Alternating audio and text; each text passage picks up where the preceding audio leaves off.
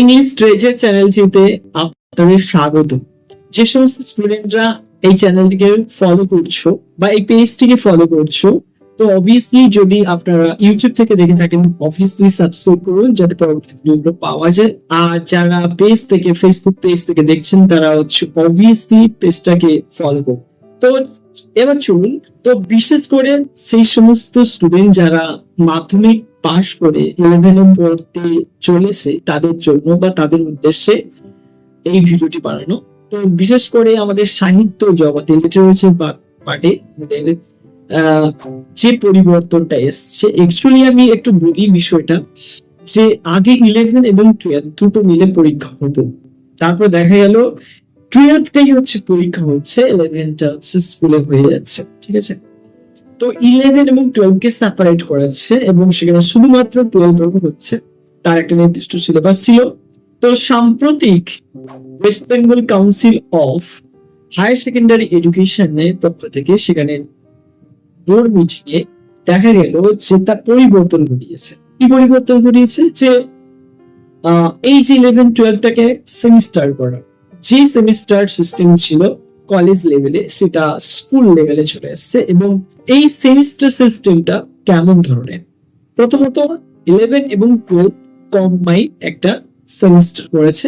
First semester, second semester, third semester, fourth semester, মোট 4টি semester মধ্য দিয়ে আমাদের টোটাল এইচএস বা হায়ার সেকেন্ডারি কমপ্লিট হয়।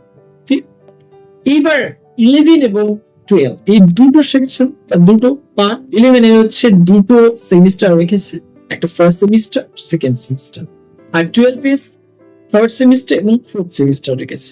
এবার চলুন 11টাকে নিয়ে বলবো। তো 11টা কভার করতে হতো 80 মার্কের উপর রিটেন টেস্ট আর 20 মার্ক প্রজেক্ট। তো সেখানে এই যে টোটাল 80 মার্ককে ভেঙে 40 করা হয়েছে, অর্থাৎ 40-40, ফার্স্ট সেমিস্টার 40, সেকেন্ড সেমিস্টার 40। তো 40-40 করে 80 মার্ক করা হয়েছে এবং শেষে একটা প্রজেক্ট রাখা হয়েছে।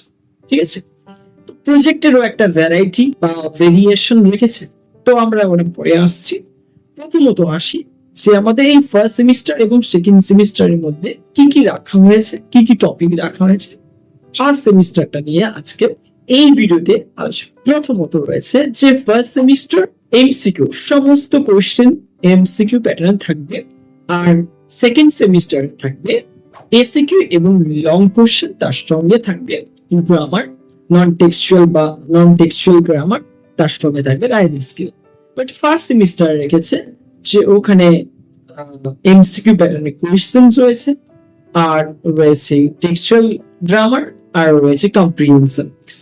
কম্প্রিহেনশন যেটা হচ্ছে আনসিন, ওকে, তো রিডিং কম্প্রিহেনশন যেটা হচ্ছে আনসিন বলা। তো এইরকম ভাবে ফার্স্ট সেমিস্টারে রাখা হয়েছে। তো ফার্স্ট সেমিস্টারে কি রয়েছে? তো ফার্স্ট সেমিস্টারে কতগুলো ইউনিটে ভাগ করেছে।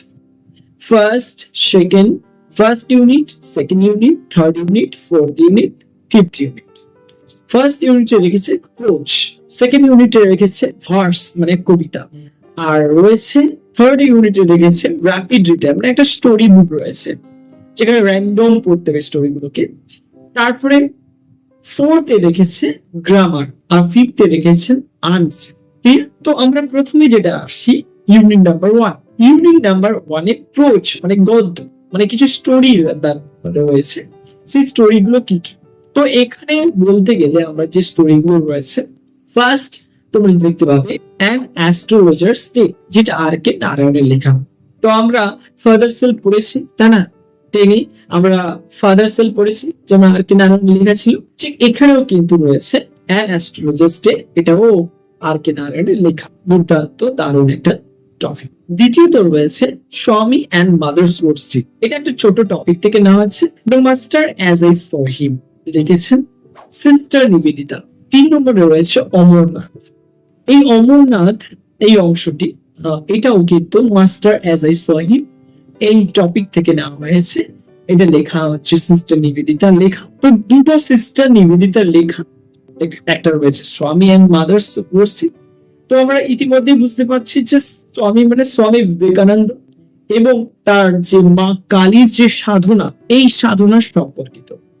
আর অমরনাথ রয়েছে, অমর যাত্রা করেছিলেন তিনি, তার পরিপ্রেক্ষিতে স্বামী বিবেকানন্দ যে অমর যাত্রা করেছে, অমরনাথ অর্থাৎ অমর যাত্রা করেছিলেন, তো সেই বিষয়টা নিয়ে দেখা রয়েছে। খুব দারুণ একটা টপিক, যা জানার অনেকটা গুরুত্বপূর্ণ জায়গা রয়েছে। চলো এরপরে রয়েছে আমরা ভার্সে চলে যাই। ভার্সে কি রয়েছে? ভার্স মানে কবিতা। কবিতা কি রয়েছে? তো এটা গত সিলেবাসেও ছিল, এবারেও রেখেছে। তো এটা পুরনো, এটা উইলিয়াম ওয়ার্ডসওয়ার্থের লেখা। পরবর্তীতে রয়েছে যে দ্য ব্যাঙ্গেল সেলার্স, যেটা সরোজিনী নাইডুর লেখা। তো মেয়েদের প্রত্যেকটা জীবনের স্তরকে খুব সুন্দরভাবে উন্মোচন করেছে ছবির মতো দিয়ে, আমরা এই দৃশ্যপটগুলো দেখতে পাই। তৃতীয়ত রয়েছে দ্য সেকেন্ড কামিং। তো এখানে যিশুর একটা ব্যাপার রয়েছে, যে সেকেন্ড কামিং কি জিনিস, তো সেকেন্ড কামিং এই সম্পর্কিত আলোচনা রয়েছে। তো এটা লেখা হচ্ছে ডব্লিউবি ইয়েটস এর লেখা, এটা ডব্লিউবি ইয়েটস এর লেখা। এই গেল আমাদের ভার্স। এই ইউনিট নাম্বার 3 তে কি রয়েছে? ইউনিট নাম্বার 3 তে র্যাপিড রিডার। তো র্যাপিড রিডার তোমাদের হচ্ছে ম্যাগনেট, অথেলো, অ্যাজুলাইট, এই তিনটি টপিক ছিল। তার সঙ্গে আবার নতুন সংযোজন হয়েছে The Story of an Hour. তো এটা লেখা হচ্ছে ক্যাট চপি বা কপি। এরপরে রয়েছে ফিফথে রয়েছে ওপেন উইন্ডো। এই ওপেন উইন্ডো শাকির লেখা। তো শাকির লেখা দ্য ওপেন উইন্ডো, এগুলো সংযোজিত, দুটো সংযোজিত রয়েছে, যে অথেলো, ম্যাগনেট এবং অ্যাজুলাইট বাদে যেগুলো সংযোজিত রয়েছে, এগুলো নতুন ভাবে সংযোজিত। তো যাই হোক, এটা গেল র্যাপিড রিডার। এরপরে ইউনিট নাম্বার 4। ইউনিট নাম্বার 4 তে রয়েছে গ্রামার। কি কি গ্রামার রয়েছে? টেন্স রয়েছে, ভয়েস চেঞ্জ রয়েছে, ন্যারেশন চেঞ্জ রয়েছে, পার্টিসিপল রয়েছে, ক্লজ রয়েছে। তো এইরকম সাধারণ গ্রামার, যেগুলো টেক্সচুয়াল গ্রামার হয়। ক্লিয়ার ব্যাপারটা? এরপরে ফিফথ ইউনিটে রয়েছে আমাদের আনসিন। তো এই আনসিন রয়েছে এখানে। তো এবার নাম্বার ডিভিশনে আসি। তো নাম্বার ডিভিশন বলতে গেলে আমাদের কি কি রয়েছে, যে ফার্স্ট সেমিস্টারে নাম্বার ডিভিশনটা কেমন? প্রত্যেকটা কোয়েশ্চেনের মার্কস কিন্তু এক, প্রত্যেকের কোয়েশ্চেন মার্ক কিন্তু এক। তো এই প্রত্যেকটা ইউনিটের বেসিসে কিছু প্রশ্ন হবে, এবং সেটা কেমন ভাবে ভালো করে বুঝে নাও ব্যাপার। তো যে কি রয়েছে অ্যাস্ট্রোলজার ডে। এই অ্যাস্ট্রোলজার ডে থেকে 4 মার্ক আসবে, স্বামী অ্যান্ড মাদার ওয়ার্শিপ থেকে 3 মার্ক আসবে, আর অমরনাথ থেকে 3 মার্ক, তাহলে 10 মার্ক। তার মানে প্রত্যেকটা ইউনিট থেকে 10 মার্ক, অর্থাৎ প্রত্যেকটা ইউনিট বলাটা ভুল হবে। ফার্স্ট ইউনিট থেকে 10 মার্ক, মানে ফার্স্ট সেকশন থেকে 10, আর ফার্স্ট সেকশন থেকে 10, লাস্ট পোর্শন থেকে 10, র্যাপিড রিডার থেকে 10, তাহলে 30। আর ওদিকে রয়েছে গ্রামার থাকবে 5 মার্ক, আর কম্প্রিহেনশন অর্থাৎ রিডিং কম্প্রিহেনশন অর্থাৎ আনসিন, যেখানে থাকবে 5। তো ওখানে থাকবে টোটাল 10, অর্থাৎ মোট 40 মার্ক। এই হচ্ছে 40 মার্কের একটা সেমিস্টার। তো আপাতত 11 এর ফার্স্ট সেমিস্টারে সিলেবাস এই সিলেবাসের মধ্যে যেটা প্র্যাকটিস জায়গা রয়েছে, এখানে নতুন যেটা সংযোগ, সেটা লিসেনিং ইংলিশ এবং স্পিকিং ইংলিশের প্র্যাকটিস একটা থাকে। তো এটা হচ্ছে ফার্স্ট সেমিস্টার এবং সেকেন্ড সেমিস্টার মিলে এটা নেওয়া হবে। তো যাই হোক, বিভিন্ন স্কুল বিভিন্ন রকম ভাবে সেটা পরিচালিত করবে। তো আজ যেটুকু বললাম ফার্স্ট সেমিস্টারের উপর, এই সেমিস্টারের বেসিসে কি করা হবে, তোমাদের প্রথম সেমিস্টার কমপ্লিট হবে। তো প্রত্যেকটা কোয়েশ্চেন এমসিকিউ প্যাটার্নে থাকবে, তবে এই এমসিকিউ প্যাটার্নের মধ্যে অনেক ভেরিয়েশন আছে। তো কি কি ভেরিয়েশনে থাকে? একটা কোয়েশ্চেন থাকবে, সেই কোয়েশ্চেনে 4টি অপশন থাকবে, এবং সেই 4টি অপশনের মধ্যে কোনটা সঠিক সেটা বেছে লিখতে হবে। তো এমন প্যাটার্ন তো রয়েছে, তার সঙ্গে যে সমস্ত ভ্যারাইটি রয়েছে, দেখো এইরকম প্যাটার্ন তো রয়েছে অল্টারনেটিভ প্যাটার্ন, সেখানে প্রত্যেকটা অল্টারনেটিভ অ্যান্সার থাকলেও সেখানে আরেকটা রয়েছে বিষয়, সেটা বিভিন্ন প্রকৃতি হচ্ছে থাকতে পারে কোশ্চেন, যেমন রিঅ্যারেঞ্জ থাকতে পারে, pick out the false statement or true statement, এটা হতে পারে, অথবা ম্যাচ কলামস হতে পারে, অথবা ড্যাশ পূরণ হতে পারে, অথবা অ্যাসারশন এবং রিজন হতে পারে, তো এইরকম ভেরিয়েশনে কিন্তু থাকতে পারে, সবও থাকতে পারে। তো এইরকম মানে এমসিকিউ বাট বিভিন্ন ভ্যারাইটি যেটা আমরা দেখতে পাই অ্যাকচুয়ালি, আমরা কম্পিটিটিভ লেভেলের যে সমস্ত এক্সাম রয়েছে সেখানে আমরা দেখতে পাই। তো এই ধরনের দৃষ্টিভঙ্গি নিয়ে বোর্ড বা কাউন্সিল কি করেছে, যাতে আমরা ভালো করে পড়াশোনা করতে পারি এবং যেখানে অ্যাকচুয়ালি কম্পিটিটিভ লেভেলের দিকে ফোকাস করে আমাদের এই সিলেবাসটাকে গঠন করেছে এবং এই কোশ্চেন প্যাটার্নটা চয়ন করেছে, যেখানে আমরা কম্পিটিশনে আপাতত লড়াই করতে পারি। এটা হচ্ছে মূল পদ্মা বিষয়। তো চলো আজকের সিলেবাসটা এইটুকু।